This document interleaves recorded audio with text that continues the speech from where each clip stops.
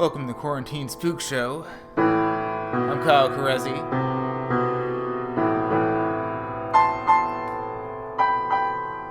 This is the show where I make up horror stories on the fly. Every title is submitted by the audience, and you can submit it to quarantinespookshow@gmail.com if you choose to submit it there.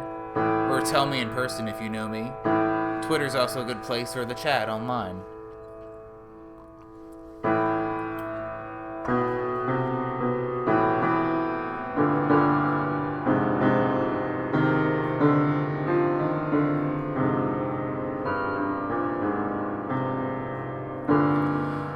It's also worth noting the RSS feed for Quarantine Spook Show is live, and I've been adding previous recordings to it, so you should check that out on Spotify, iTunes, wherever you find podcasts.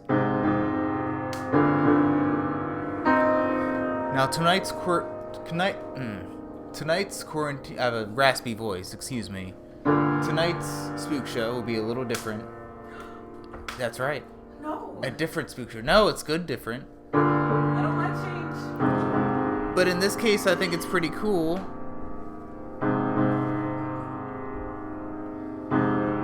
In this case, what I've normally done is that every story led to a different spook, a different story, culminating into about 4 stories per episode. In this case, I'll be telling one unfurling saga. The first title I draw will be the name of the entire saga, and then I'll draw 3 chapters and 1 epilogue. Why gotta be so extra about everything?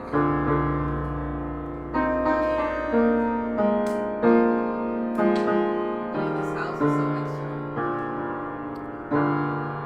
Well, I think it's going to be pretty cool. I didn't say it was uncool, I just said it was extra. It is indeed extra.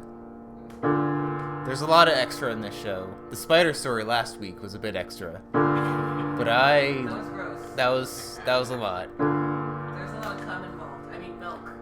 The milk was a metaphor, possibly after the fact. Hope no one's kids are watching this or listening.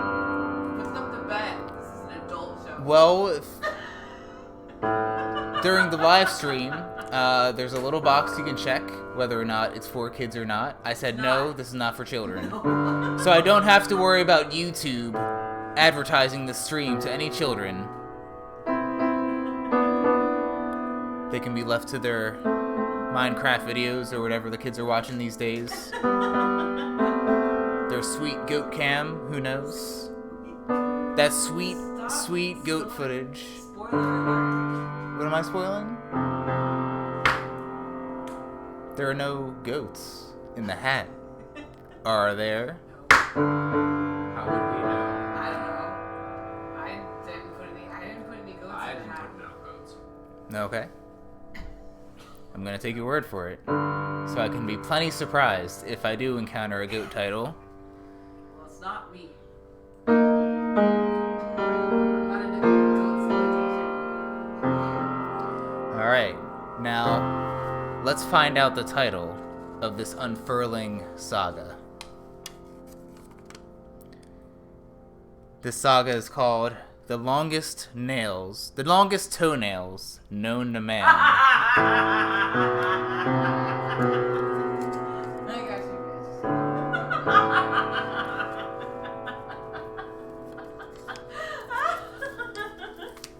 Chapter 1. Night falls on Cookie Island.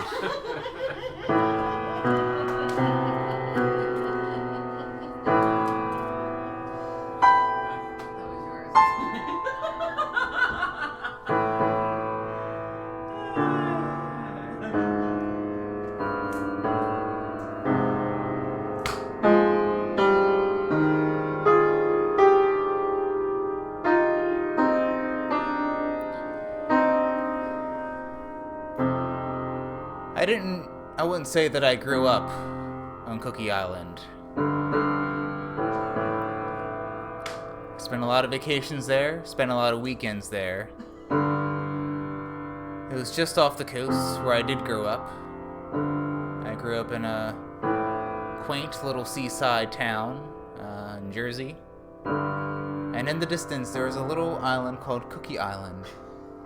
And during our summers, me and my friends, we'd always sail out there. We had little canoes so that we could maneuver there. It was never too far out of reach, Cookie Island. I could see it from my house. A lot of kids in my neighborhood could. And it's not something the tourists or the people who drive up to the beach during summers, it's nothing that they knew about. So they, it wasn't like Nantucket now. It was our own little secret, our own little cove. It was a place for us to be free. Oh joy to Cookie Island, how I reminisce. But the days of Cookie Island are over. I suppose I should start from the beginning. When I was a child, in the summer of 2006, me and my friends, we spent one afternoon getting our canoe together and going to Cookie Island. Some other kids there were from my school, you know. We had like a little village of sorts on Cookie Island. The adults never went. They only would visit when the Cookie Island was first used as a playhouse for us, essentially. And they'll be like, what the hell's with this island off the shores of Jersey? Why are all these kids coming here? But they were just like, oh, it's just a place to play. Pretty safe, you know. We can see them from the coast on seeing Cookie Island. So it's nothing that we have to worry about, surely. But boy howdy, did I love Cookie Island. We called it Cookie Island because the first time we went over, I wasn't the first one over, but the first round of kids I went over about a decade ago, they brought a bunch of cookies there and then just ate a bunch of cookies on the island. And then with the following generations, the name just stuck, you know? And sometimes we brought cookies over to the island as tradition.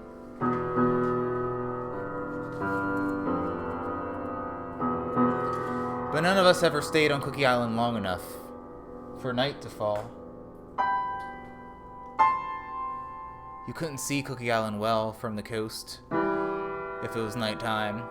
There are no lights or electricity there. That was part of the freedom of it, the lack of supervision. But no one dared to hang out on Cookie Island at night. That's when the teenagers came in. And, you know, I never had any trouble spending time with teenagers. You know, I could hold my own. I wouldn't challenge one in a fight, but, you know, I can talk about, you know, South Park or whatever with them, you know. No big deal. That's what all teenagers are into. They're just watching South Park all day, you know. That's why they go there at night, you know. They bring little TVs and generators and watch South Park. So that's what I know, you know. I don't know the mysteries of adulthood, but I know at least teenagers like South Park. It was 2006 after all. But there was one night when, me and two other friends, we were trapped there because our canoe had a hole in it. And we all discussed it, and it's just like, well, we can't really canoe our way back to shore with this hole in our canoe. We would sink, and it's too far away to swim. So I said, well, there are some teenagers here. They brought their canoes. Maybe we can ask one of them to, you know, help us maneuver back to the shore where we came from. And my two friends were in agreement, like, yeah, that sounds like a solid plan. Only presuming if the teenagers comply. And I thought, what could go wrong?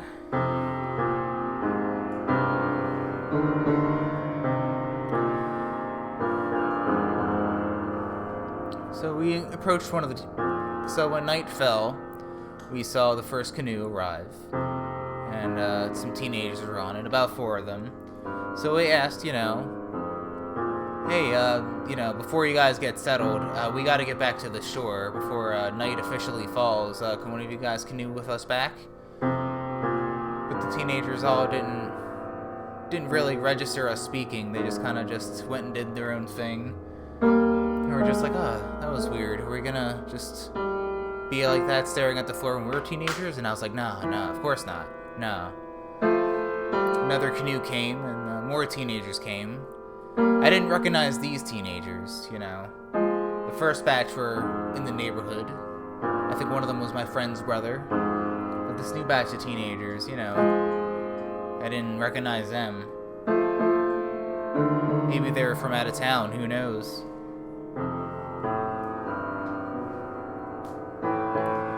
So we go up to this group of teenagers, and it's like, oh, can you help us canoe back to the shore? It's already nighttime, you know, we're not supposed to be out this late, you know, our parents worry about us, and we don't want to be here in the dark. And again, the teenagers didn't really register anything. Didn't register our existence or anything. So my one friend turns to me, he's just like, what's going on with these teenagers? And I'm just like, oh, you know, I'm sure it's a fluke. Worst case scenario, we'll have to stay overnight, and maybe we can borrow one of the canoes to get back to the shore in the morning when they're asleep or something. I don't know. I'm just trying to think on my feet here. 2 more canoes arrive on the island. All teenagers. But they also had a lot of bags with them, you know.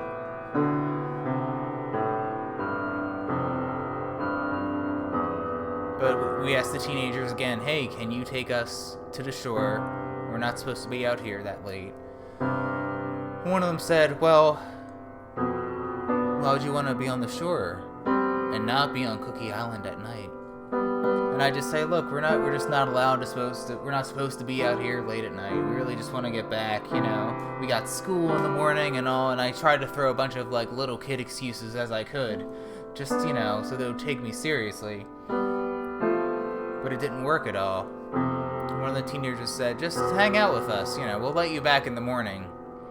And even though it was something I suggested earlier in the evening, I didn't like the sound of that. It added a variable to my evening, you know. They were supposed to air new episodes of Invader Zim from the 2nd season that they didn't air when it was first canceled. And I really wanted to witness that on cable, and I didn't want to be stuck on this island to miss it. But that's unfortunately what happened.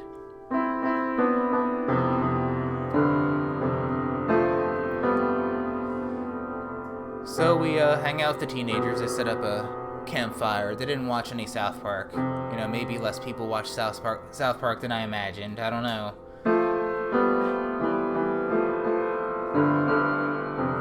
So it's kind of starts off like you see in the movies, you know, just a bunch of like, you know, Ferris Bueller's Day Off / Breakfast Club type of shenanigans, you know, just hanging out, talking about cigarettes, not all of them having cigarettes, you know, dabbling in their precarious cigarette habits, like, oh, I can quit smoking anytime I wanted to.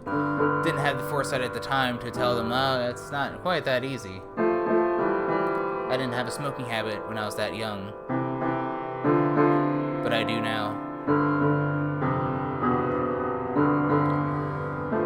And then they're all hanging out. It's getting close to midnight from what they've told me. 2 of my friends are already starting to fall asleep.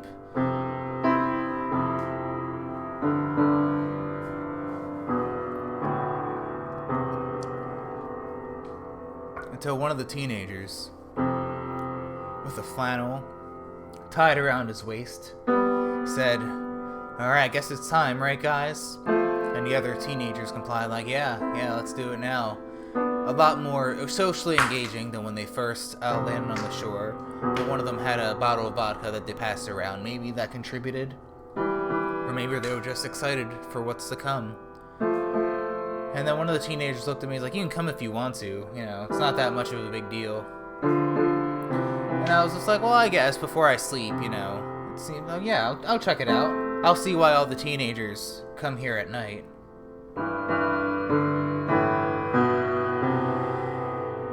So eventually, we go into the woods, just the light woods.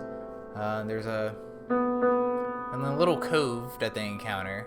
And they lead the way. Some of them have flashlights. We're all walking down this catacomb of sorts. I was the only one that didn't have to bend down walking through it. And as we keep walking, we enter this grand opening. it's like a shrine of sorts. What we saw was a dead body, and the body surrounded by candles.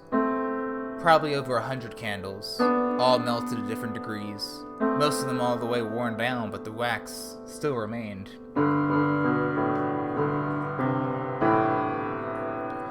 So I'm just like, oh, this is weird. Is this some sort of like adulthood, like rite of passage or something? And then one teenager nudged me on the shoulder. It's like, no, dude, look. And then I looked down at the corpse's toenails. And I could have sworn, to this day, they are the longest toenails that I've ever seen. If not the longest toenails known to man.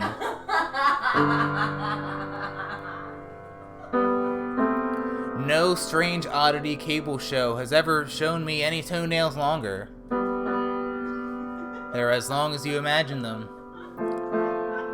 At first I thought, alright, maybe the person was starting to grow them like for 10 or 20 years. But the teenagers explained to me that no, this body keeps growing toenails. And I'm just like, what?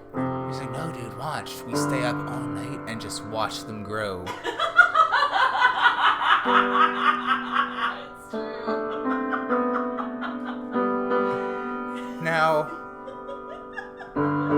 from my understanding of toenails can still grow approximately maybe 2 weeks after body is deceased. But gauging on how long this body has been down here, there's no way these toenails could keep growing. And you know what? It was the first all-nighter I ever pulled with these teenagers. But by Jove, I watched those toenails grow. All the way till dawn, they curled and unfurled. They yellowed and they browned. But these were the largest toenails in town.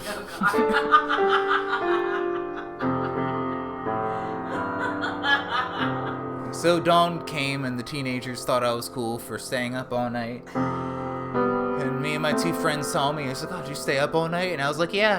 And they were just like, well, what did you do? And I was just like, oh, nothing, just boring teenager stuff, you know, just talked about South Park or whatever. But I couldn't tell them what I witnessed. It was an oddity for sure.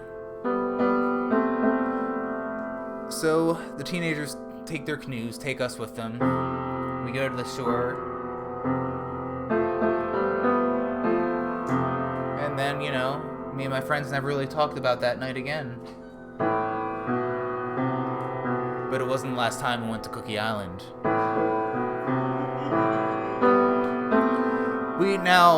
The division in our town is kids would go to the Cookie Island during the day, teenagers would go at night, as I learned because of the toenails. But my parents wouldn't let me stay out all night unless it was emergencies such as a broken canoe, so I had to go during the day. But I still wanted to see the toenails. So what I would do is, when me and my friends would go to Cookie Island, I would sneak down to the cove and just watch the toenails grow. Even during the daylight they grew. There were no candles to be lit, but there was still some sunlight showing the toenails.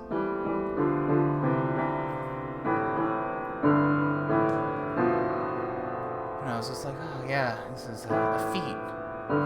Eventually my friends became more concerned that I kept disappearing over and over again when we went to the cove. They were just like, hey, where do you keep going? I'm just like, oh, nowhere. I'm around, you know. It's not a large island, you know, I gotta be somewhere. And I'm just like, no, I'm just hanging out with you guys, no big deal. But they didn't know that I was watching the toenails. The longest toenails known to man.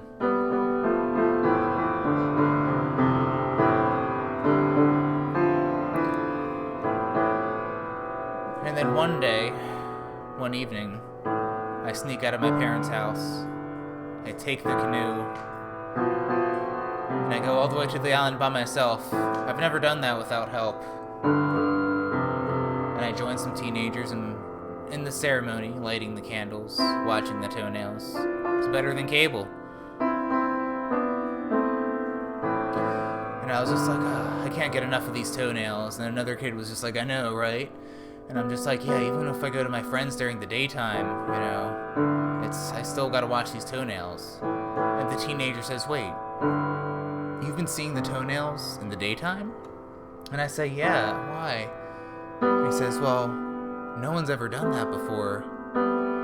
The reason is because the reason why these toenails keep growing, well, no one really knows why these toenails keep growing, but no one ever visits this corpse in the daytime. It's kind of a bit of like a mummy myth, you know, like it walks around and whatnot, you know, kind of like a full-fledged zombie thing. They say if you cast sight on the corpse in the daytime, then the corpse will come after you. And I'm just like, oh, what a silly myth that is. But you know, that night, it could have just been the candle reflecting in the corpse's eyes in a certain way. But I could have sworn that the corpse was looking right at me. Even when I moved around the room, it wouldn't follow its sight upon me. But if I looked away and then looked back, it was back looking at me. And I was just like, must be all these all-nighters I'm spending. All this time with the corpse. I think I need a break from it or something. So I take that break, you know, a week goes by. And then me and my friends spend a day at Cookie Island. When we go to the island, I go down and I was expecting the corpse to rise or something, but the corpse was still there. And I didn't realize how long I missed this corpse and these toenails. So I do something drastic. I break off the toenails. I had a jar with me. It was a pre-planned thing. It was a rush. The sound of the toenails snapping off the toes. I didn't break the toenail to interrupt their sanctity. I removed the toenails from the toe, slid it off.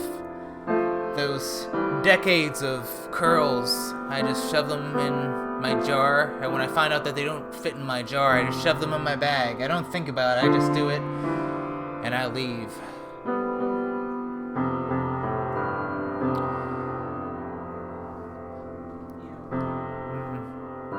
And then about a month later, you know, throughout that month, kids have steadily stopped going to Cookie Island at night.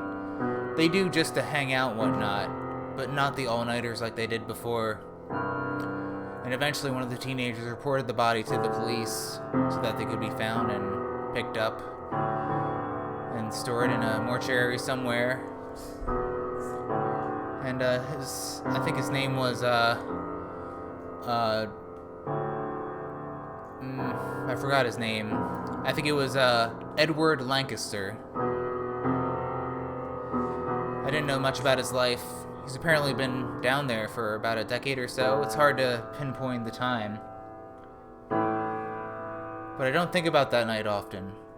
But I still have those toenails.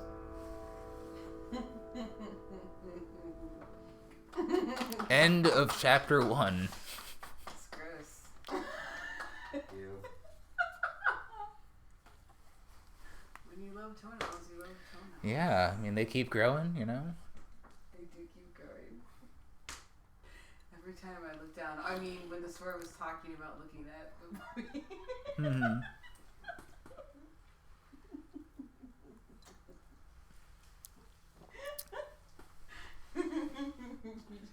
You're hilarious. You're hilarious. Now then, is anyone ready for chapter 2?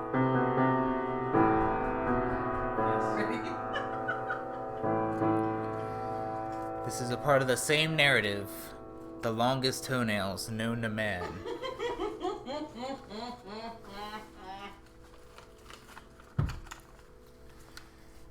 And now we begin chapter 2.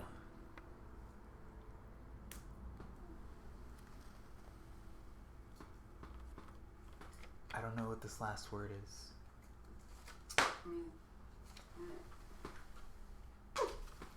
Oh, I can't believe this made it here tonight. I hate my mom. Oh. Oh. Okay. I already good luck. see. I already see where this story's gonna go. Oh, no. If there's anybody who can handle this, it's you. All right. I love you. This is chapter 2 of The Longest Toenails Known to Man, and it's called I Hate My Mom.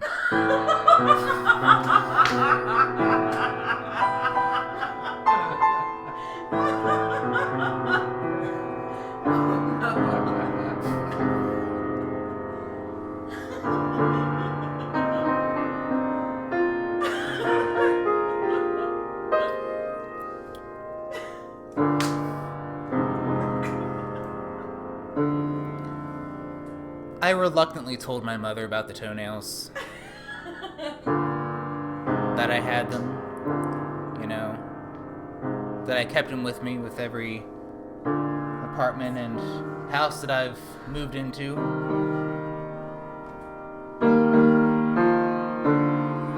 And I told my mom the story of that night with the toenails, and she actually knew Edward Lancaster. They went to high school together, and she didn't know why he disappeared, or at least that's what she told me. Apparently her generation also went to Cookie Island all those nights ago, back when she was kids. And when she was a teenager, she went there, but at that time, they didn't have the toenail ceremony that my neighborhood did. So I remember the conversation very well, just like, yeah, I got those, yeah, you know that Edward Lancaster that was found on Cookie Island? And she was just like, yeah, they were, yeah, it's a shock that no one's ever found him, you know? He was a dear friend of mine. And I was like, well, people knew about him, but you see, his toenails grew after he died, for like a decade or two. No one's ever really made the measurements. But everyone kept Edward's body in the cove, and would just watch his toenails grow all night. And she was just like, oh, well, did you watch his toenails grow? I took a deep breath and I said, I did, Mom. I watched those motherfuckers grow until dawn. Gross. And she's like, well, okay. I mean, it's not like flat earthers, but geez, you know. And I said, well, that's not the weird thing. And she says, that's not the weird thing? Hoarding a dead body for a decade, generation by generation, that's the weird thing. What's the weird thing to you? And I say, well, I still have those toenails. Oh, God. And when people found out that the toenails were missing, that's when they reported the body, and she's just like, huh, okay. Where are those toenails? And I was just like, oh, they're in my house. I live in Maryland. I lived in Maryland in those days. And, you know, I had a nice little house, you know, a nice little view of a pasture. I don't know if Maryland's known for their pastures, but boy howdy, I had a view of a great field. And I was just like, yeah, I just keep them in my basement, you know.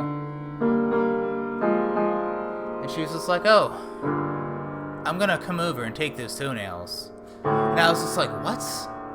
You don't have to do that.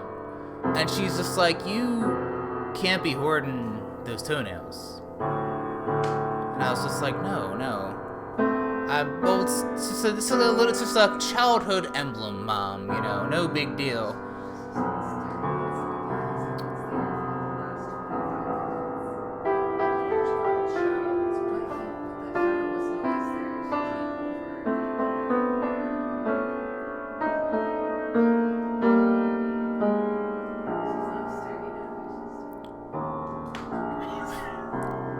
I too have noticed the cat.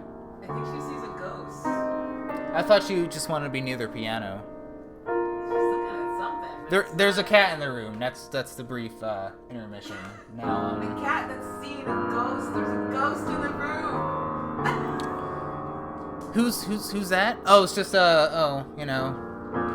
just my partner. We have a cat, and the cat thinks that the cat sees a ghost or something. And Mom said, "Well, have you considered that the cat actually does see a ghost?"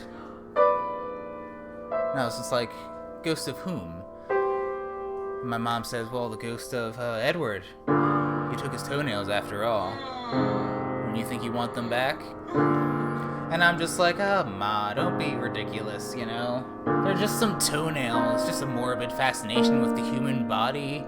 No big deal, you know?" And she said, "Alright, well, let me ask you this.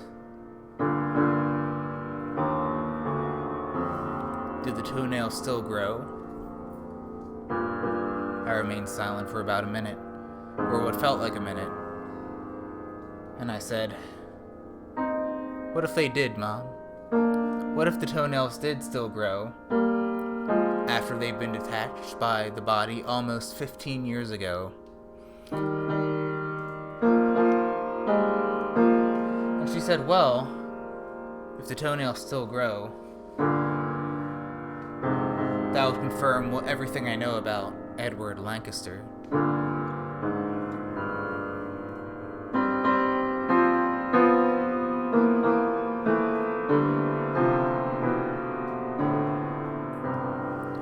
And I calmly said, "What do you know about Edward Lancaster?" And she said, "Well, like I said, Edward was a dear friend of mine in high school, you know. We always hung out and stuff.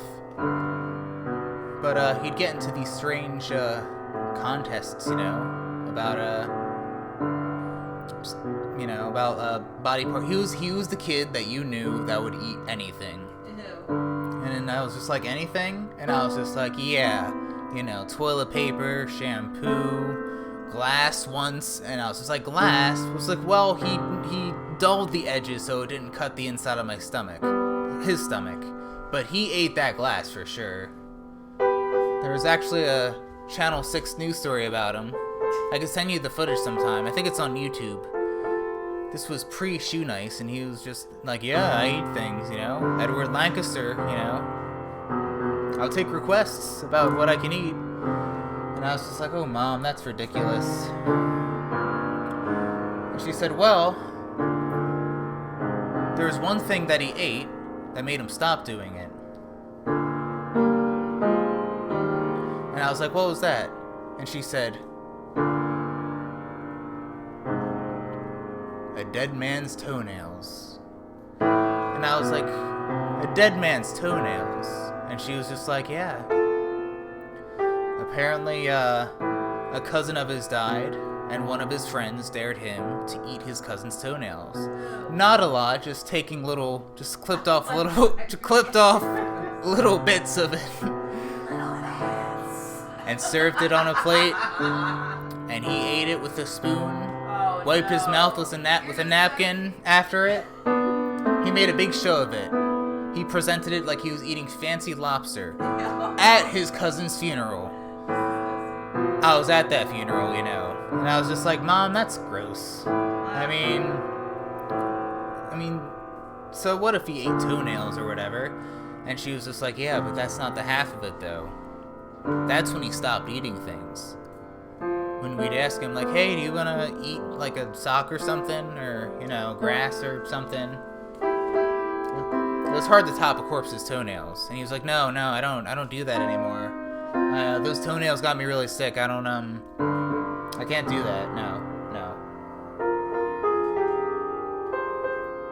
I even briefly dated him, my mom said. We'd go to restaurants, but then I had to break up with him because he'd always cut his toenails in restaurants. And I'm just like, Edward, why do you know how rude that is to cut your nails, like, in a public setting? And he was like, yeah, but I have to cut my toenails. They will not stop growing. And, yeah, so my mom went on about how she dated Edward for about a week or two, a couple weeks, and then broke it off. But he'd always go on about his toenails, how they grew so quickly. without his doing.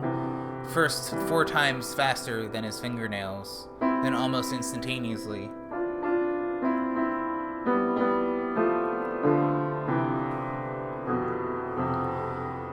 And then he disappeared, my mom said. And I was just like, it's a very bizarre story about him. And she said, now you have his toenails. And I was like, so what if I do? And she's like, well, so maybe his toenails growing was beyond him. Maybe. Now that's a burden you have to bear now. Because you have his toenails.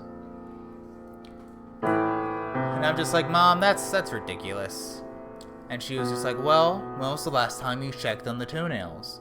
And I was just like, I don't check on them, It was 15 years ago. And she was like, son, if everyone in your neighborhood went to watch those toenails grow for over 10 years, I'm sure you still watch them.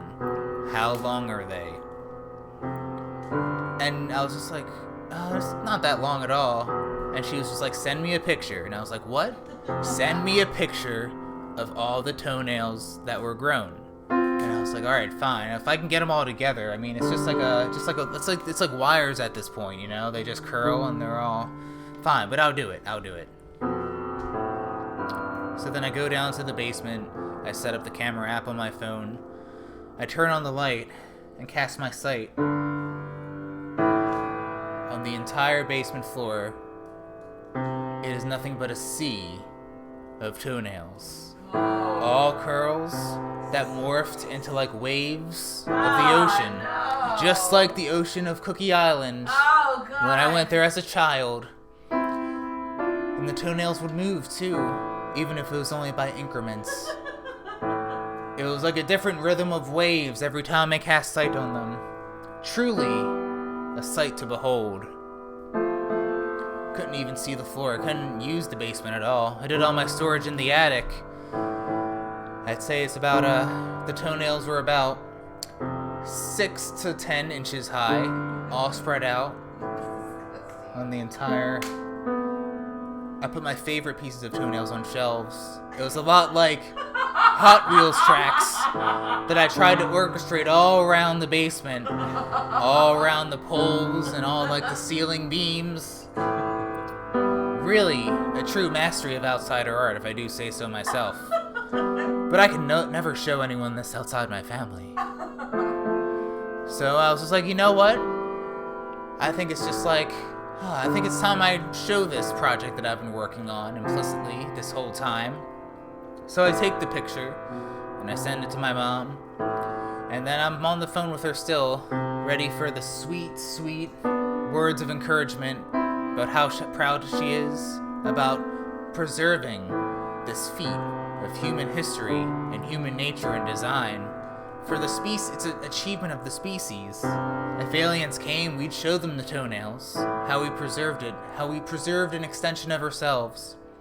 But she stayed silent on the phone for about 3 minutes.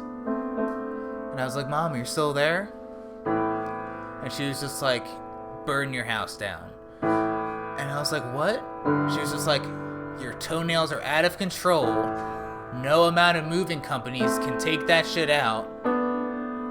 My theory is that the ghost of Edward Lancaster is haunting you because you took his toenails. And you gotta burn that motherfucker down. And I'm like, oh, Mom, come on. And you said Edward Lancaster didn't even like the toenails. It was a plague on him, So why would he come to get them? And she said, for the same reason you kept them. They are an oddity. And true, he didn't let them grow long on purpose, but they're still a part of his body, So his spirit still surrounds you, surrounds your house. And if you don't want the worst to come, you should burn your house down. And I was just like, oh, that's ridiculous. Then I hear the cat meow again, meowing at the wall. At first I thought it was a shadow against the wall from all the light sources in the room. But no, she's meowing at something specific.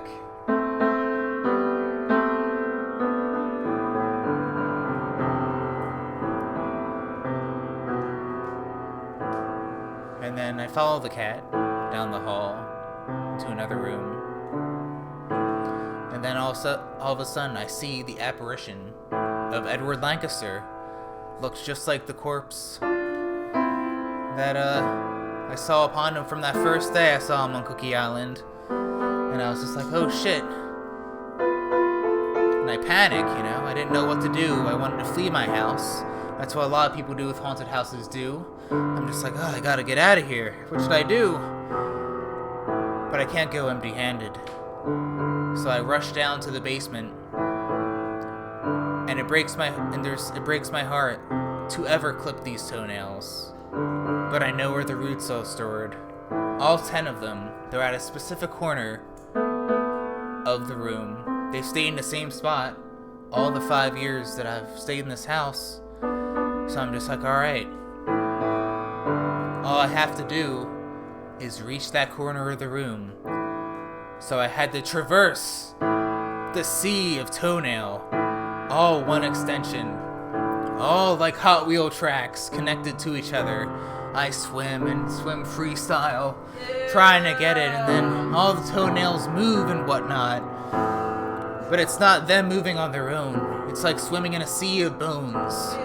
Every time I see them move, it's like their own apparition coming to get me, but I know it's just raw corpse matter. So I keep going, and I take those nubs, and then I break them off the best I can. But I didn't have any scissors or knives or any sort of tools with me to cut them. They've grown very firm over the years. So I use my teeth. I gnaw at the toenails as much as I can. And I take those nubs, the roots of those nails. I take them, I hide in my pocket. And I run out of my house as far as I could run. Gross. Gross! You're so gross. I didn't come up as... Gross. Mm-hmm. Well, I hope you're all satisfied. This book isn't over yet for tonight. Quite an odyssey that's unfolding. That was quite an odyssey. Yeah. Jeez. Scott. Someone's gonna need therapy in this story after the whole thing is over. Like a lot of Yeah. therapy involving nail art. The toenails forever. Ew. Yeah. It was beautiful. You're immortalized now. You're nasty. I suppose I should clip my toenails. Whatever you feel like you should do it. It's up to you. They're yours. Well, I mean, Edward Lancaster clipped his toenails. It didn't do him much good. That is true. Because if you just clip them, they'll just keep growing. Is there any solution? No. No, not really. I have These not found a mysterious solution. toenails. Alright. I have the last chapter, the second to last installment of the saga, The Longest Nails Known to Man.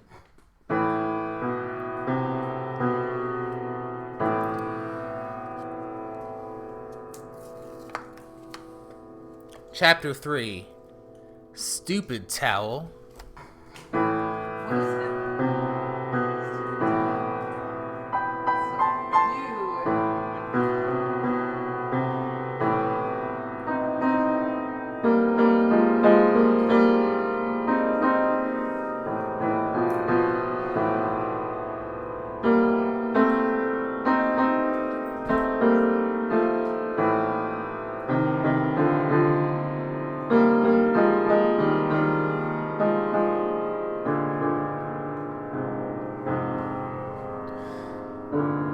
I still have those toenails.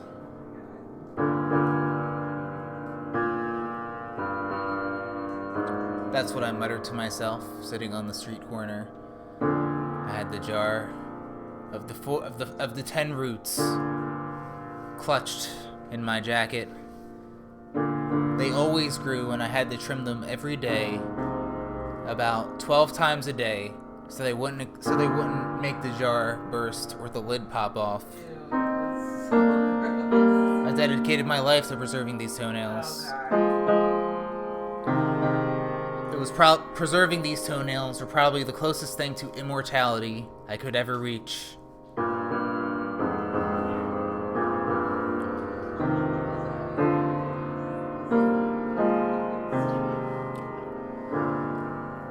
And I sat there on that Miami sidewalk. I never realized how blue the oceans were in Florida. Makes me think about Jersey and how the ocean is polluted over there. But it was still the ocean that I grew up with. And I doubt that there's any coast town, any sort of island off of Florida or in the Caribbean that can compare to my dreams on Cookie Island. How I wanted to return to the bliss of my childhood before I ever encountered these toenails, before I ever dedicated my life to them.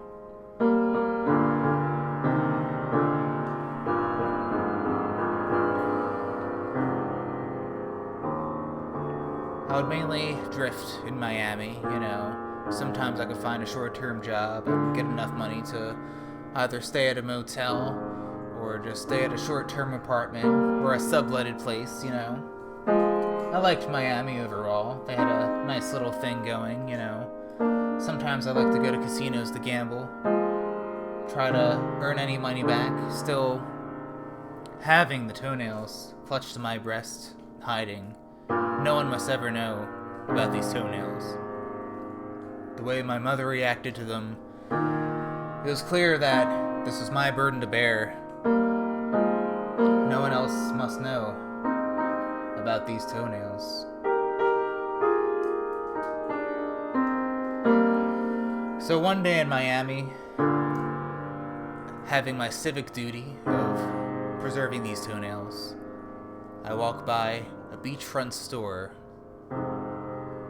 and all these mannequins were showing their beachwear and whatnot, you know, all the usual suspects. I remember I walked by that same storefront during a hurricane, and they had a raincoat on, and I was just like, ha ha ha, hurricane jokes, very nice storefront.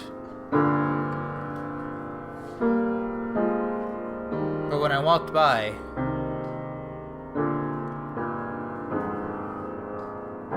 there was one mannequin with a towel around its waist, tied around it.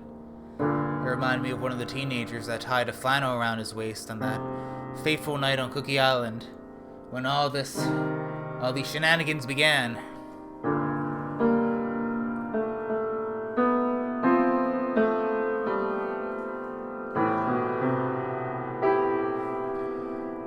So I looked at the towel, they had it on display, and my first thought was, this is a stupid towel. It had a lot going on to it. It was definitely, usually, a lot of towels had like a lot of specific designs on it. Sometimes it was an American flag, sometimes it was a $100 bill, as if those things had any meaning these days. Ooh. Yeah, or like a smiley face, you know, whatever. A map of Florida, because Florida's like that, I guess. Mickey Mouse. Any commercial image you can put on a towel, that's what you'd find. Or maybe just like stripes or polka dots or something. But this one was more of like an absurd 1980s avant-garde piece, you know, where it has like a lot of 1930s minimalism in it. A lot of shapes distorted. And I was just like, oh, what is this towel trying to prove, to present all these shapes and whatnot? And even though I had a mild resentment for the towel, I couldn't look away. I was just like, well, it is a stupid towel, but you know what? I need it for the beach, so I guess I'll purchase it. So I go in and purchase the towel. Half-mindedly, I almost presented the toenails to the cashier. That would have been a sight. So no, I paid. I just have the toenail so closely to me at hand. So I purchased a towel, and I think, oh, you know what? I'm just gonna spend the day on the beach, you know. There's one commercial beach that just lets anyone on, you know, not with a hotel property on it. Kind of out of the way, kind of offshore, you know. Not technically offshore, on the shore, but you know what I mean.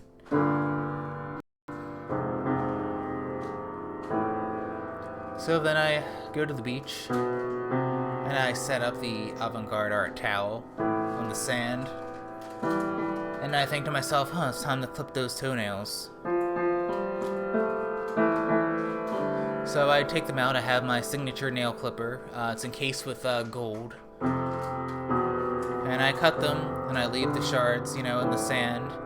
And I make sure I'm out of sight when I'm cutting these toenails. No one was around that day because it was overcast and windy.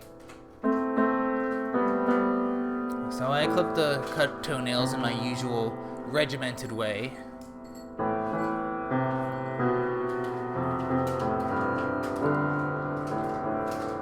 And, you know, it's just a simple procedure. You know, all you do is just unscrew the cap and then take one toenail out at a time, clip it, toss it back in, and repeat the process for 10 times. But the wind keeps picking up.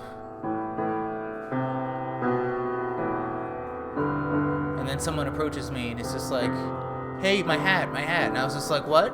And at first I think that he's seeing me clip my toenails, and I'm just like, awful. And he's just like, no, can you get my hat? And I was like, oh yeah, it's a hat. So I go and run up real quick, and I grab the hat, and I return it to him, keeping the toenail jar out of sight. And he's just like, oh, thanks, man. I'm just like, yeah, no worries. But then I see the towel blow away, and I'm just like, this stupid fucking towel. So I go chase it and chase it down. It doesn't take long. I only have to sprint for just a couple of seconds. And then I grab the towel, and it's just like, alright, it's fine. You know, if I go into the water, I have something to dry myself off with, you know. But then I return to the spot where I was sitting. The jar is tipped over, and the toenails are gone. I don't know where the toenails are. Surely they could have fallen in the sand. I could find the clippings that I clipped, but I couldn't find the roots. The roots were what made the toenails, what made them special. So I kept digging into sand, trying to find them. I had no luck, and I'm just like, this stupid fucking towel, I can't believe. So I'm just digging to the sand with my bare hands, the sand getting into my fingernails, which have also gotten pretty long, as with my toenails as well. I spend so much attention clipping these mysterious toenails that I haven't paid much attention to my own. And I'm just like, oh no, this is awful, what do I do?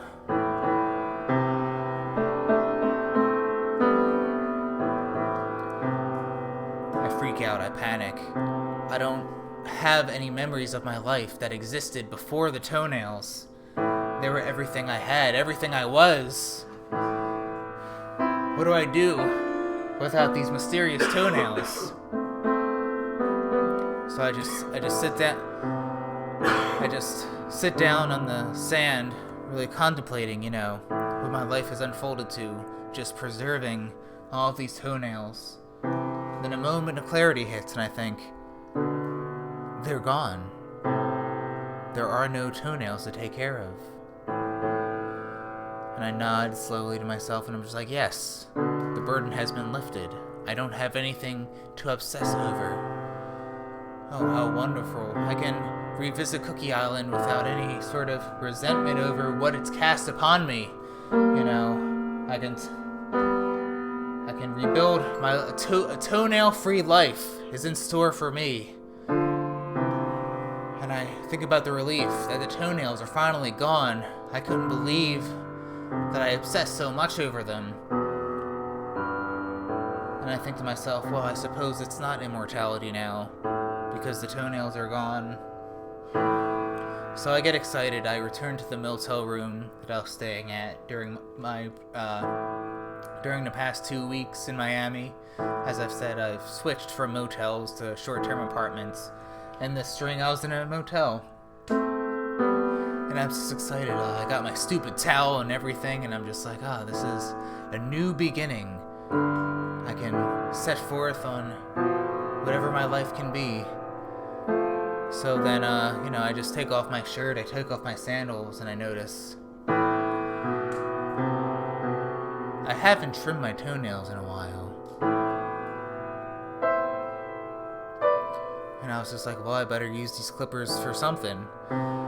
So then I trimmed my toenails, normal.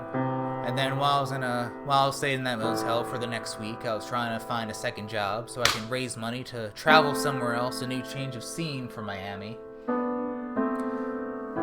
But I noticed my toenails have been growing longer than usual. I'm just like, very bizarre. So I trim my toenails again. Seems like it's something I have to do every night. And I'm just like, but toenails don't grow this quickly. Surely. Eventually, over time, I have to trim my toenails twice a day. And I'm just like, no.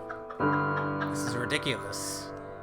And eventually I find myself, trimming my toenails in restaurants and fast food places, in public restrooms, in parking lots, anywhere where I can get release of not having toenails cut my sock open, or cutting my shoe even. That's how much these toenails have grown.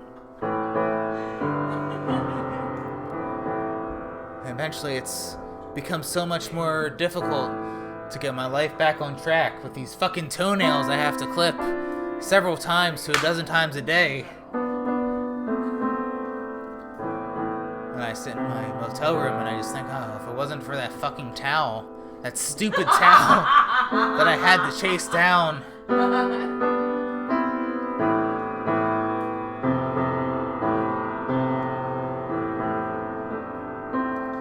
And I was just, eventually I hit a breaking point, and I was just like, you know what? I'm just gonna let these toenails grow, see how long they go for, maybe trim them less often. They don't have to be super short, So I do that, but what ends up happening is that my toenails get longer. They start to curl, they start to yellow, they start to brown, all in the same ways as that corpse did from Cookie Island all those years ago. I'm just like, this can't be happening to me now. Am I encountering the same fate as Edward Lancaster?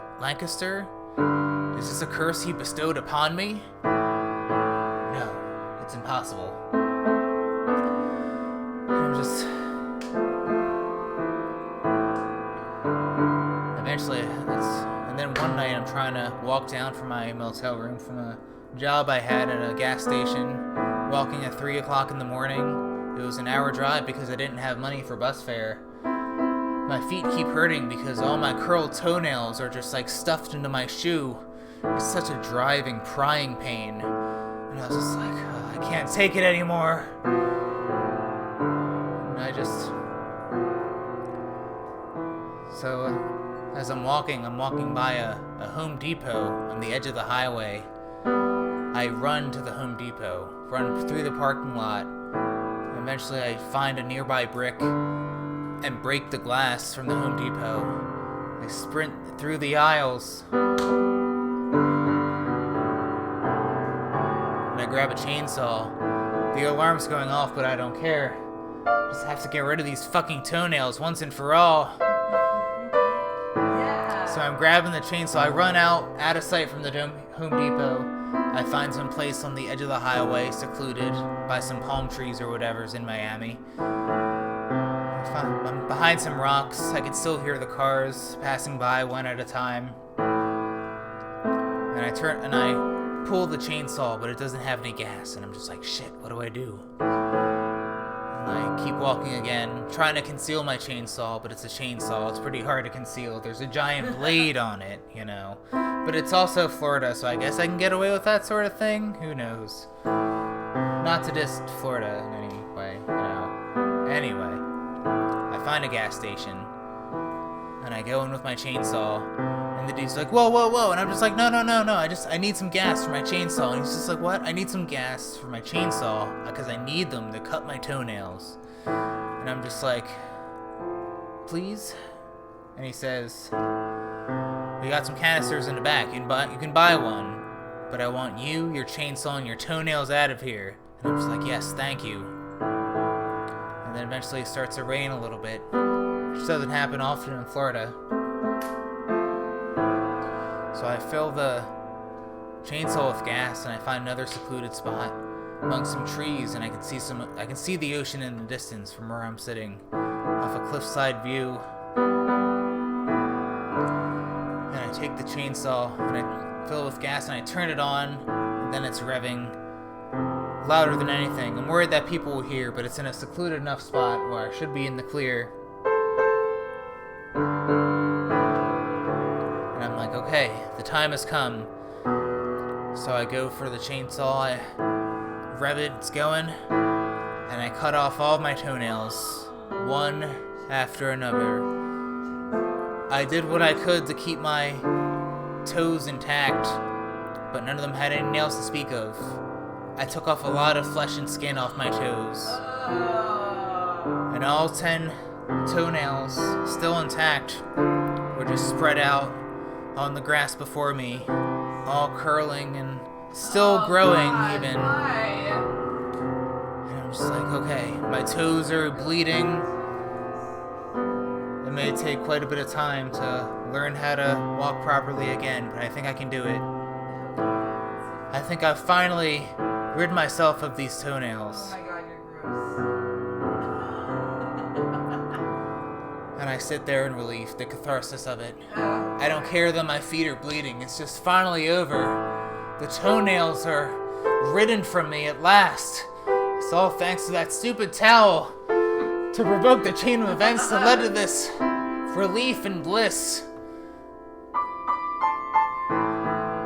I take a breath, watch the waves, and I look down, getting a bit tired, and I see the toenails. And then I notice that they're still growing. And then, without thinking,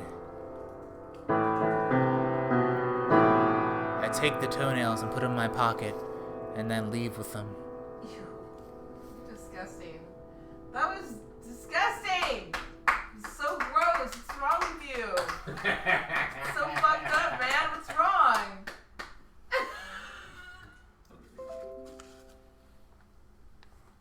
Alright, my streaming service is being finicky. I think it's just from the internet connection. So what I'm gonna do is plug in an Ethernet cable real quick, and then I'll resume with the epilogue of this tale, the final chapter of the longest toenails known to man.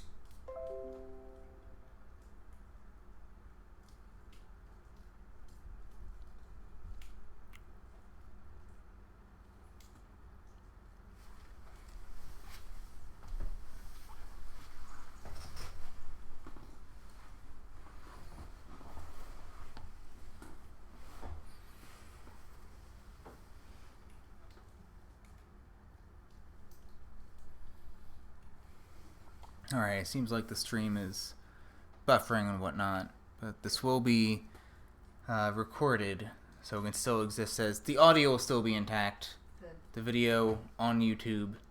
This might be a bit finicky, but it's still going, you know. So I think that's what counts. Now then.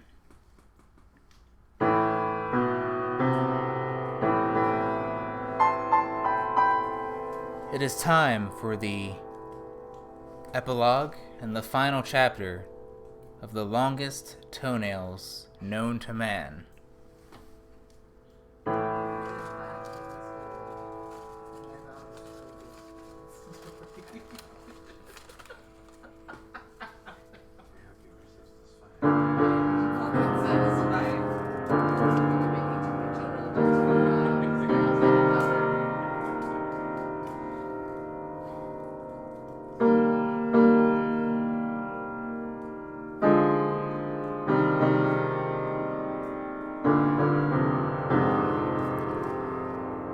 Okay.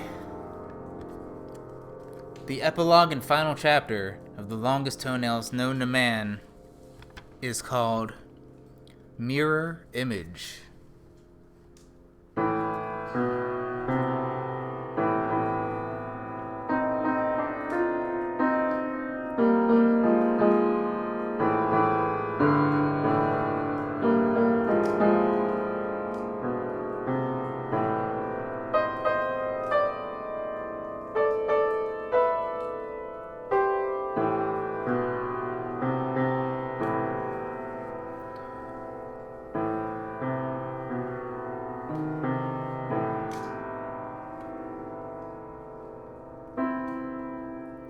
It was hard to do, to look into the mirror.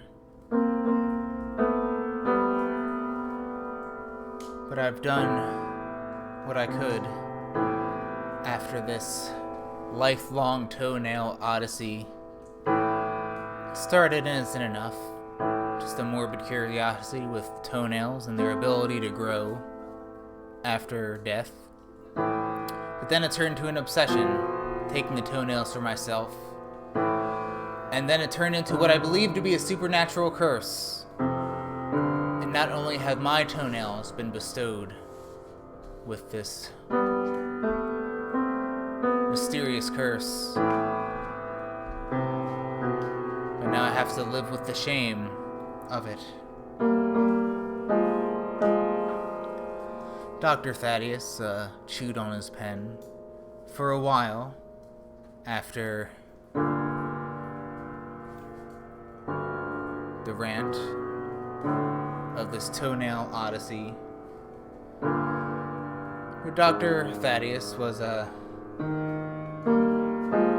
he tried to be as sympathetic as he could to such a grand tale such as this.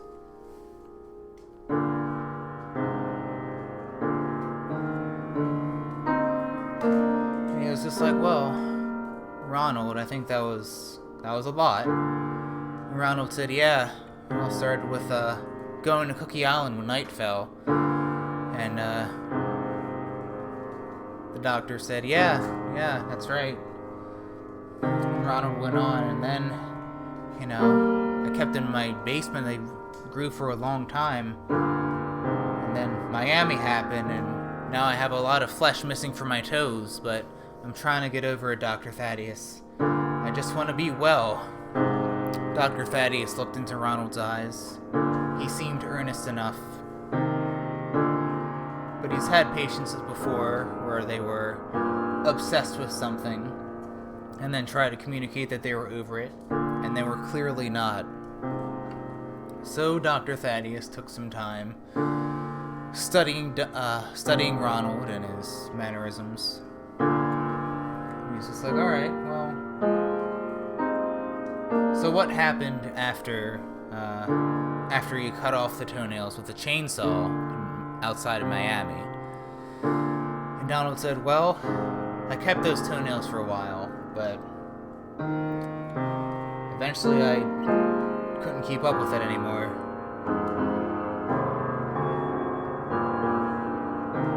I just, I spent the next several years to preserve them.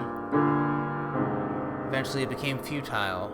I think I had a friend who wanted to put me on Hoarders and try to put me on reality television for keeping all these toenails, and I was just like, no, I just want to be left alone with my toenails.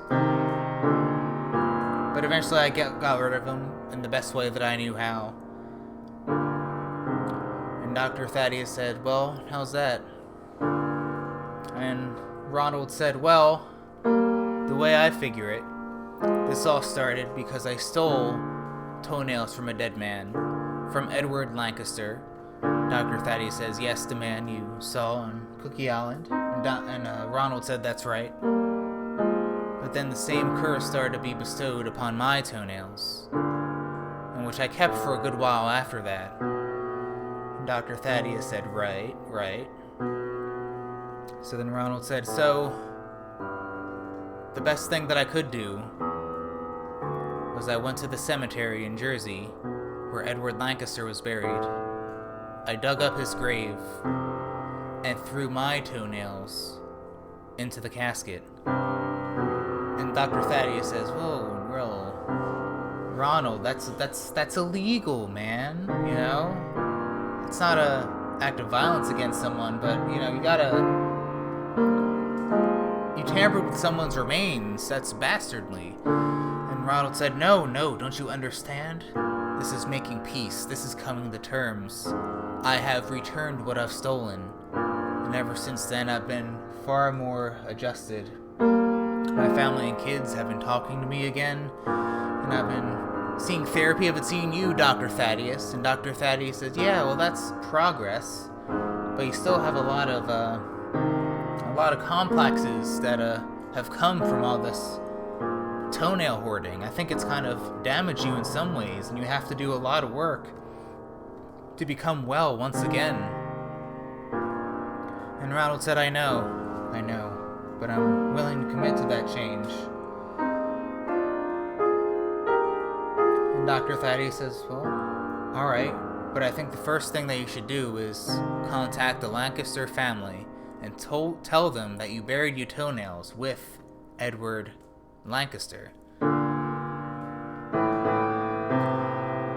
then Ronald looked very grim, very cold, and he said, Dr. Thaddeus, I can't do that. And the doctor said, why not? Because it'll all reawaken again. As soon as I cast sight on those toenails, the obsession will reoccur once again, and I'll do anything to protect those toenails. Do you understand, Doctor? And Dr. Thaddeus said, no, of course I understand. I understand how it is from your point of view. But in this situation, I think the right and moral thing to do would be to alert the family that you buried these toenails so that they can remove them and throw them in the trash or something, whatever people do with toenails besides hoarding them. You know, I don't know, I guess they're biodegradable, whatever. But just getting rid of them, not burying them with someone. That's really, yeah, don't do that, Ronald. Ronald says, well, you know what, Dr. Thaddeus, I really can't do this. And Dr. Thaddeus says, tell you what, we can do it together. If you during the session, if you can call the Lancasters and tell them what you did, then I'll join you in unburying the body, digging up the body once again, and removing the toenails, and then we can dispose of them properly together. Ronald said, I don't know. I don't think I can do that. I don't think I can awaken that lifetime of toenail-related turmoil once again. I mean, Doctor, I don't even have toenails. That's how serious this has become. And the doctor says, well, you have to try it. I think it's the best thing to do to become better. And then Ronald said, well, Dr. Thaddeus, if that's what you believe, then we'll do it. And then Thaddeus said, great. So, during that session, Ronald does call the Lancasters. They're mortified at first, but then understanding Edward's history with toenails, they can understand to a degree, but they do agree to being present when the body is dug up, and then Thaddeus and Ronald taking the toenails. They all meet at the cemetery on another overcast day. And And the gravekeeper there is, digging up the body right now, Takes about an hour or so. And Thaddeus and Ronald chat during this. And Dr. Thaddeus says, "Oh, you've been feeling okay, Ronald?" And Ronald's just like, "Oh no, this is all feels very wrong. I keep looking in the mirror at the mirror image of myself, and I'm just like, no, this is the way it cannot be." And then Dr. Thaddeus says, "It'll be okay. It'll be okay. I think after this you'll be able to look yourself in the mirror, and it'll be fine." And then Ronald nodded and said, that's kind of my goal with therapy. If I could look myself in the mirror and feel okay, then I think that's a good time to move on from therapy. And a good sign that I'll be well adjusted enough to make it on my own. That's my own personal bar anyway. And Thaddeus says, "Yeah, that's a nice bar. Yeah, good for you. Whatever helps keep you healthy. That's my motto. That's my whole guide to this practice, and that's why we're here today." So eventually the grave is dug up, and there's the casket. Ronald takes a deep breath. He's just like, "I don't know if I can do this, Dr. Thaddeus." And Dr. Thaddeus says, "Well, that's okay. That's okay." So they open the casket, and then it springs up. The entirety of the inside of the casket, it's all toenail. Everyone's mortified. And Ronald is just like, "Oh, it's all coming back. I mean, doesn't this look cool, Doctor?" And Dr. Thaddeus is like, "No, this is awful. Look at this body. Look at what happened to it." And then the Edward Lancaster's niece, who was also present that day, she goes in. She's the one who she digs through all of the curled toenails, and then is able to see Edward's body, much more corroded and scalified than Ronald remembered it. He's just like, "Yes, that's the body, all right." And Dr. Thaddeus is still mortified, like, all these toenails. Now, Lancaster's family understood Edward Lancaster's plight. They can understand the sight of horrific toenails. Ronald has his own history with toenails, as we've been going through this past hour or so. But Thaddeus has never seen anything like it. He's just like, "Oh my god! Oh my god!" And Ronald's just like, "Well, we can't remove it, can we?" And Thaddeus is just like, "No, put it away. I can't. And Ronald's just like, What? And Thaddeus is like, I can't treat you anymore, man. This is a lot." But Dr. Thaddeus, no, this is too much toenail for me, man. And Ronald's just like, "Dr. Thaddeus, come on." And then Dr. Thaddeus just like leaves the cemetery and then vomits on the way. Just like on one of the walking paths, and leaves without saying another word. And then Ronald's just like, "Well, I guess there's nothing that we can do here." Again, I give my deepest apologies to the family about not only taking these toenails, but also not telling anyone where the body was, where I knew the whole time, and then taking the toenails, and then taking my toenails and putting them with the body. Very uncool. But the Lancasters, they're a very kind and warm people. They forgave him as much as they could. It's not like anyone was harmed in the process. They just wished it didn't affect the grieving process in the way it did. And eventually Ronald went home, goes to his house with his family, starts contemplating on his whole life, on that first night on Cookie Island, on that conversation with his mother, and that stupid fucking towel. That he still had, by the way, and sometimes he went to the beach with it. But then, that night, after he cut his fingernails and brushed his teeth, he looked at the mirror and saw a man that spent his whole lifetime being obsessed with toenails. He looked at himself deep at himself and at his soul, and he nodded at his mirror image, and he's like, you know what? I'm okay. I feel okay. I don't have the toenail obsession anymore. I truly feel like it has left me. And though I don't have any toenails of my own, I can go and live the rest of my life the way I've always wanted to live it, full of love, joy, and bliss, and helping others whenever I can. I think truly, even if my therapist didn't walk out on me, I'll still feel ready to move on from therapy. And then Ronald went to sleep that night, feeling good about himself for the first time in a very long time. But that night, in that cemetery, with the soil atop of Edward Lancaster's grave still fresh, Dr. Thaddeus arrives with a shovel. He digs up the grave. He opens the casket. And he just watches the toenails grow.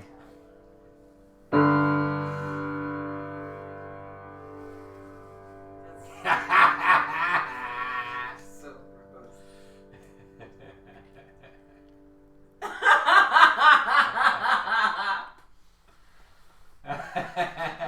And that was... Oops. And that was...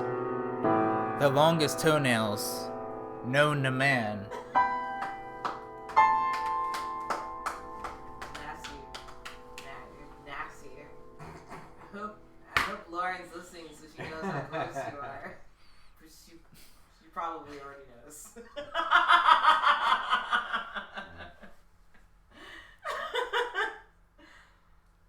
This is really gross. It was a lot. Cut your toenails, people. That's the moral of the story. Cut your toenails. Move on. Yeah. It's a story about letting go and accepting oneself. Huh. Story about letting go. Yeah, that was... Yeah, Cadence, it's a story about letting go. Is that what it's about? Yeah. Yeah, that was a bit of a ride.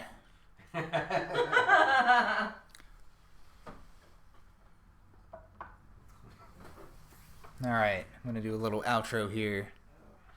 Alright. Oops.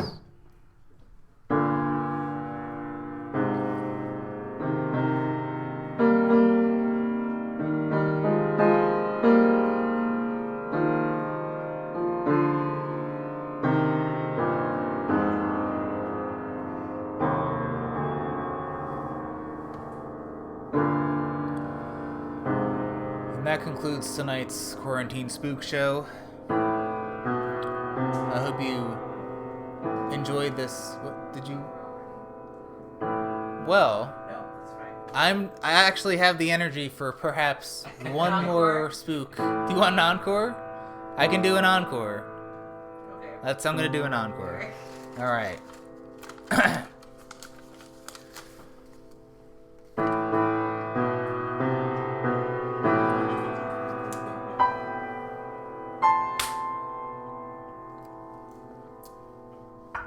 right. Now for an encore spook, Quarantine Spook Show. This encore story is called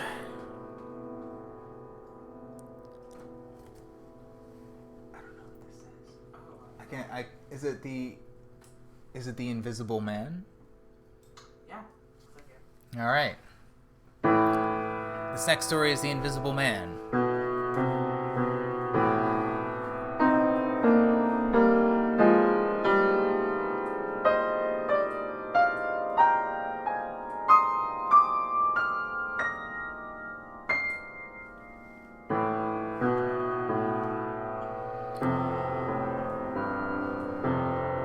He didn't mind that it went public about being invisible. He painted his skin, wore scarves, wore sunglasses, gloves, did all the things that people did in the movies to make sure that he was visible. That people could still see, you know.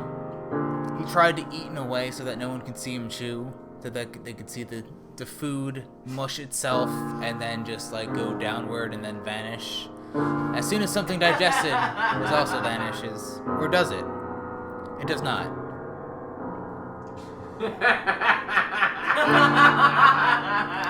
What a lot of people don't know about the Invisible Man, everything that goes in his body does not become invisible. Only his organs are invisible, but if he eats food, then you get to see a live process of it digest. And it's just like mush. And, you know, you can watch it turn into urine and feces. He's actually been called a lot from medical experts, not for being invisible, but for them to watch him digest food, so they can have a better glimpse of the process, a better view than X-rays ever could. And when he'd go on dates, he wouldn't unclothe all the way because he didn't want to show his date about what is inside his stomach. He wasn't thrilled about publicizing what he ate that day, you know? So he always concealed his invisibility to the best he could. But he was world-renowned for being invisible, and he accepted this. It was a detail he was okay with people knowing. He woke up invisible, that's how it happened. He doesn't know how it happened. At first he was excited. He was just like, oh shit, I'm invisible. And he just like did like invisible person things, like sneaking up on people and going bleh, you know? But then one day he got hit by a car, and he's like, alright, maybe being invisible is not all it's cracked up to be. I think I'm just gonna be a person and also invisible, just by happenstance. And you get a lot of, often be solicited by the government to do espionage things, to spy on people and whatnot. And he was just like, no, I don't want to do that. I just want to be me, you know.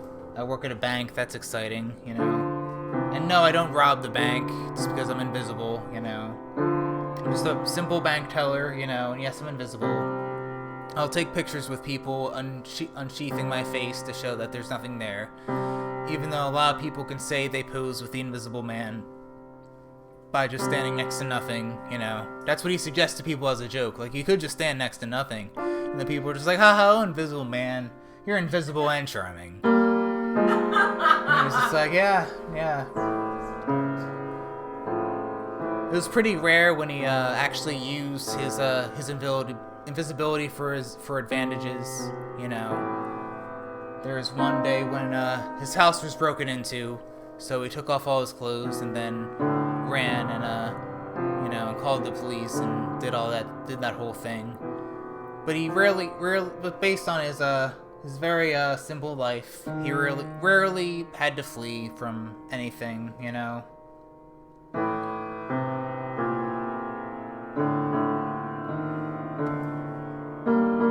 That was the life of the Invisible Man. Pretty simple, not very extravagant, you know?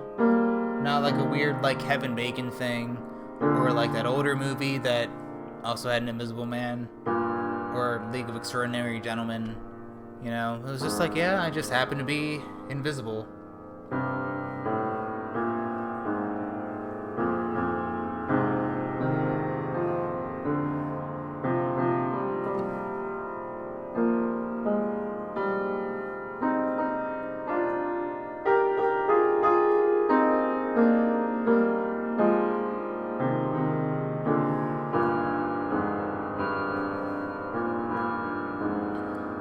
But then one day he woke up.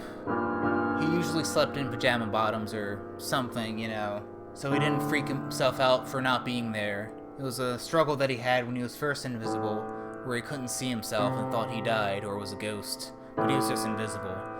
It's something that he's grown used to over the years. So he's had more comfortability in sleeping nude. But then when he woke up and showered, he noticed that his veins were different. He was just like, what the hell is this? And he felt an abrasion on his forearm and something flow through his bloodstream. Something mysterious. like a purplish, blackish hue to it. And he didn't know what it was. He thought, did someone inject me with something while I was sleeping? No, that couldn't be. Who can sneak up on someone invisible?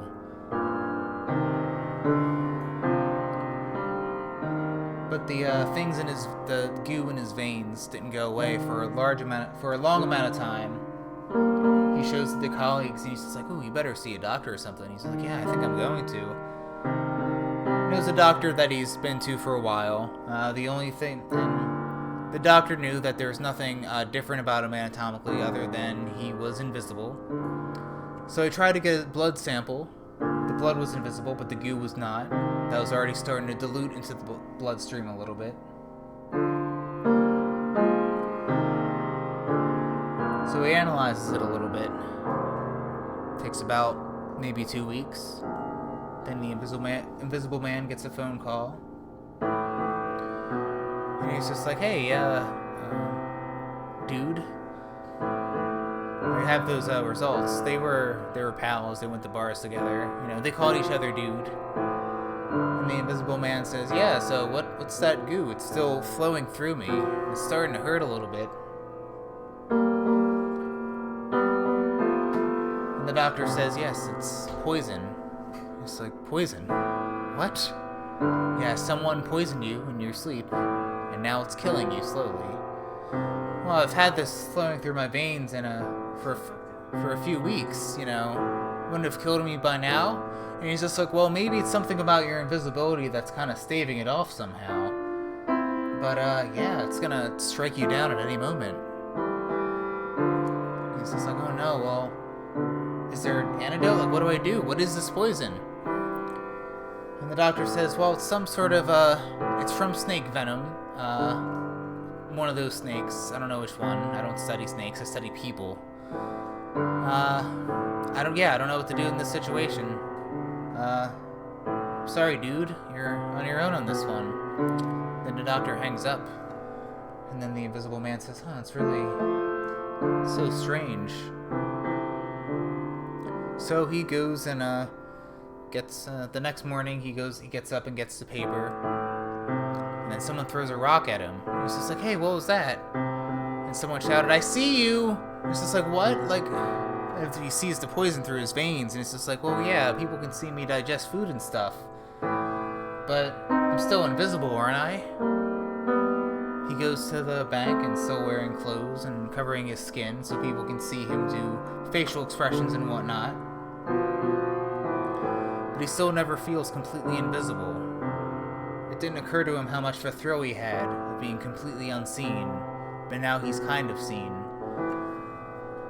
So it's just like, I don't know what to do about this.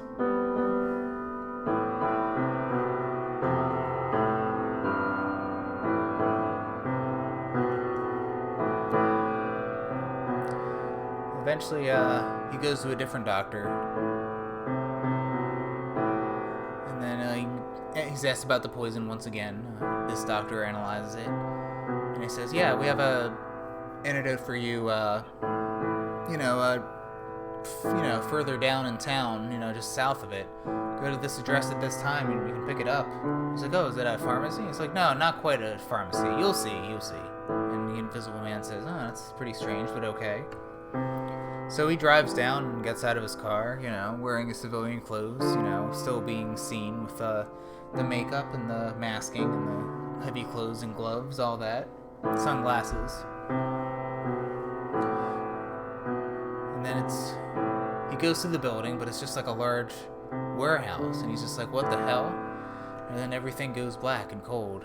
And he wakes up tied to a chair. His doctor is there. So is his second doctor. And he's just like, "Wait, what's going on? What's going on?" And then his first doctor says, "We want to be invisible too, and we want to figure out how." And the invisible man's like, "Well, I don't know how. I just woke up like this." And he's just like, "Yeah, we tried to inject you with serum to try to learn more of its nature. You see, that wasn't poison. That was a serum that was able to absorb attributes of your body, DNA and whatnot, and possibly why you're invisible. So we did tests on it, and we think we almost have it figured out. But we need something from you, though. And he's just like, what? What? And it's just like, well, there's a procedure where we can extract your invisibility and distribute it among different people. But you won't live through it. And the Invisible Man's just like, no, I don't think I want to do that. Sounds pretty awful. And he's like, well, you don't have a choice. And then eventually they take a syringe attached to a syringe machine thing, and they're about to do the thing to extract his invisibility. And then suddenly the Invisible Man was no longer invisible. He was just like a naked dude tied to a chair. And the doctor was just like, what the hell? And the Invisible Man was just like, well, being invisible happens sporadically, I think it just also went away as well in the same fashion. And the doctors were just like, oh fuck, alright, we'll let you go, I guess. But don't tell anyone it was us. So they let him go, reluctantly. And then, the Invisible Man, no longer invisible, leaves the warehouse, rubs his skin a little bit, and he's just like, yeah, guess I'm not really invisible anymore. Yeah, I guess that's what it's like being an Invisible Man for a while, and then just kind of people wanting your invisibility, and then, the end. Like that, Uncle. That was good. Okay, good. It wasn't as spooky, and I was just like, That's okay. You don't have to finish soft. It's okay to finish soft. yeah, yeah. It was lovely. It was gross.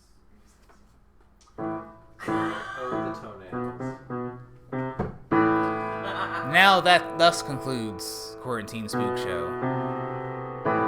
Hope you enjoyed that little encore presentation, as well as, which I think that encore presentation was a palate cleanser to the saga, the longest toenails known to man.